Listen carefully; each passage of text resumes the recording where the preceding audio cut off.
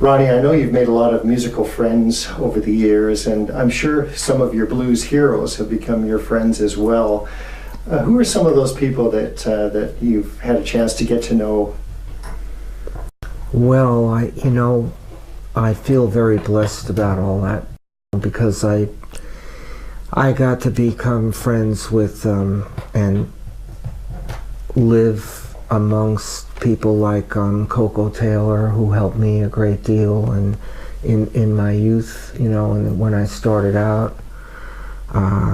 I stayed at Robert Jr.'s house. We were very close. He cooked me fried chicken at 7 o'clock in the morning for breakfast. I was very dear friends with Earl King. And he was the best man at my wedding.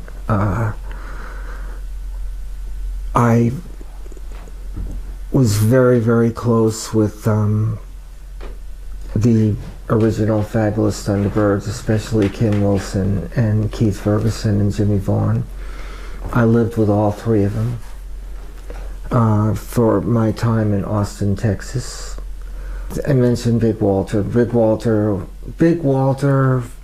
Cleanhead Vincent, John Rossi, the drummer for Roomful of Blues, was a very dear friend to me. And Eddie Cleanhead Vincent were the greatest geniuses that I got to play with. Some of them stayed at my mom and dad's house. Cotton did, and Witherspoon, but I used to hang out with Cleanhead, and it was just so wonderful.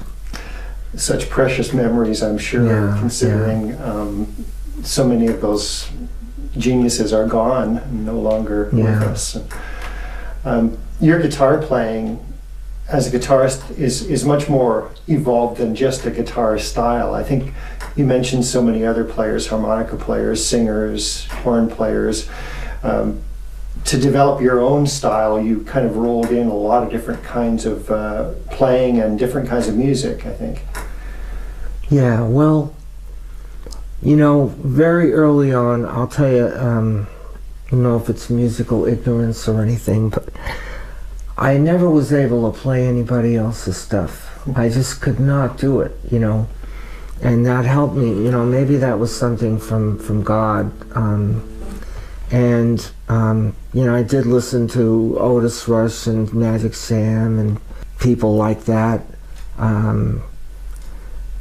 But somehow I developed my own style because I always looked for the soul in music, not the technique, not the chops, not the, but just like this wave of feeling that I got when I listened to Wayne Bennett, who was another dear friend of mine. This wave of feeling when I heard John Coltrane, and and waves of feelings when I listen to Otis Spann, and so I always went for the feeling, Ronnie, there's obviously a real spirituality in your playing and your approach to music. And once when we spoke, you said that there are levels of consciousness in your playing, and I meant to ask you what exactly you meant by that. Well, I think if you have, in the 12-step programs, they you learn about having divine intentions and good motives, and I've realized through my wife that there are two worlds. There's the material world, there's the spiritual world. The material world is the guitar magazines and the the awards and this and that, and I'm not saying any of that's bad, but it's not for me, the fame thing. And what's important to me is moving people and healing and having love come through you, through whatever your higher power is, and You know, for me, not to be like a bad dude like I was, you know, 20 years ago, but just to be as kind a person as I can be, and to pass it on to the younger generation. You know, we're going to have a younger guitarist on the CD, and you know, instead of bringing in all the stars on this DVD and CD, you know, we're having some people that are just very important to, you know, to pass it on, you know, because people were very loving and kind to me, and I feel very blessed. You know, Bob Margolin helped me a great deal. John Nicholas helped me, you know.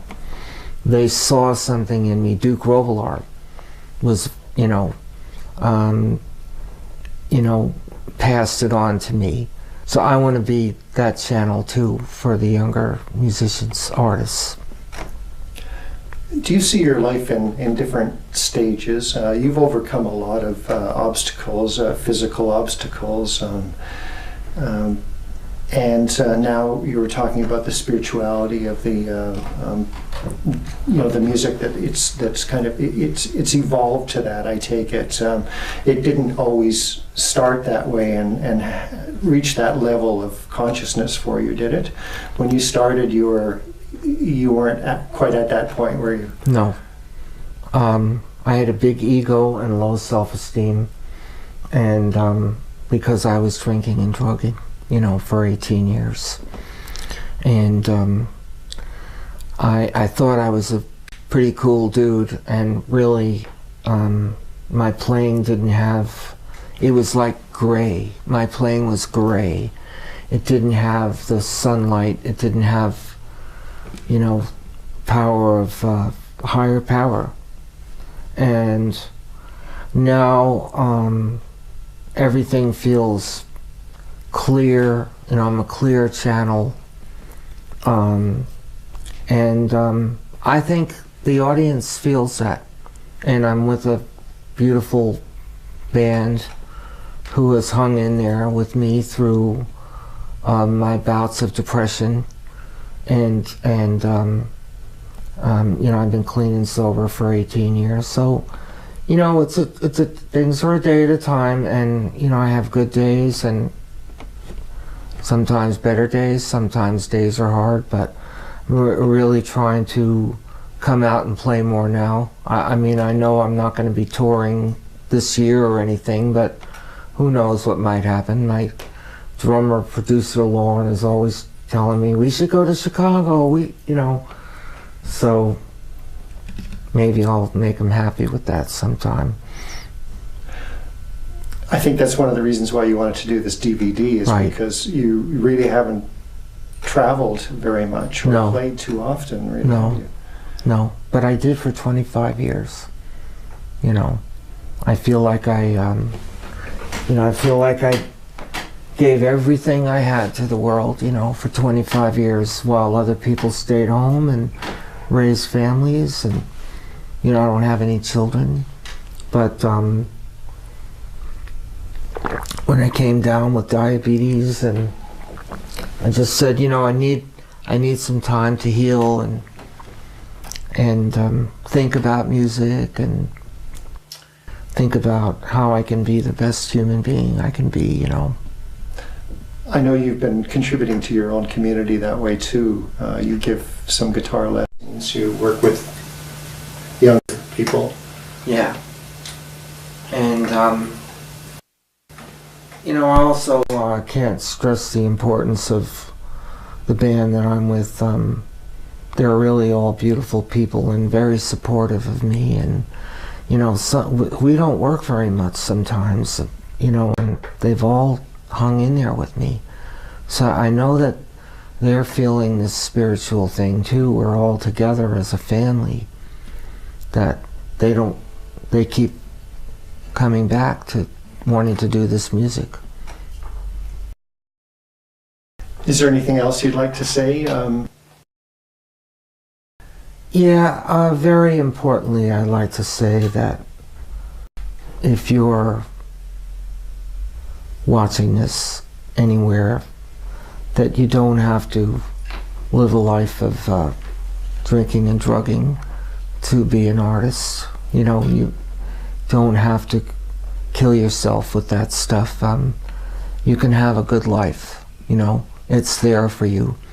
And there's room in the world for as much art, you know, as the world, you know, there's always room for another great artist. And I think it's all the guys that are playing in basements, playing the blues in basements or whatever, we're all just as important. We're all beautiful children of God. Thank you. Thank you.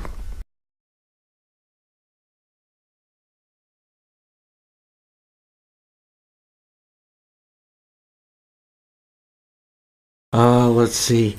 I'm gonna play a little gospel tune. You know, see if I can remember it.